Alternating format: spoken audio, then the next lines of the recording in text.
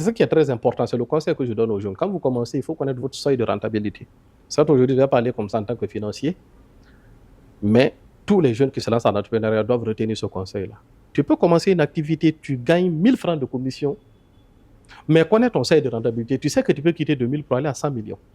Et pour la petite histoire maintenant, quand on a eu justement... Le seuil de rentabilité, par exemple, pour les profanes qui ne savent pas. Le seuil de rentabilité, c'est quoi? Le seuil de rentabilité, c'est de connaître jusqu'à quel niveau ton modèle économique peut être rentable.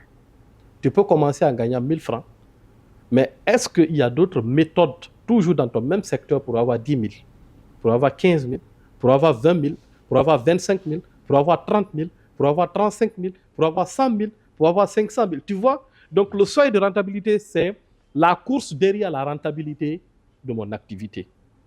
Maintenant, tu peux commencer une activité et puis tu gagnes 5 000.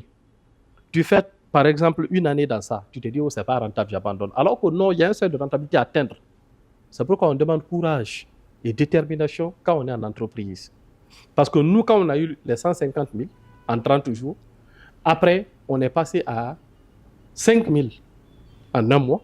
5 000 $, soit près de 50 millions en un mois. En un mois? Bien sûr. Et comment? Parce que vous n'aviez... Parce qu'on a négocié maintenant cette fois-ci une bonne marge. On avait pratiquement une marge de 500 000. Et on avait, par exemple, 3 camions qu'on a déployés.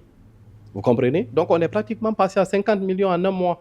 Et après, ça n'a pas duré, on est passé à 300 millions. On était pratiquement une dizaine de camions. Ainsi de suite. Quand on a eu les 300 millions à l'époque, je me rappelle, c'était en 2017-2018. Quand on a eu les 300 millions, on a pris notre premier siège. Un appartement de 2 chambres salon, on a aménagé et tout. On a professionnalisé les activités, on s'est fait des badges. On a créé une petite comptabilité et tout. Et c'est là où vraiment on a commencé les activités minières. Et c'est là que j'ai commencé à rentrer véritablement dans les mines.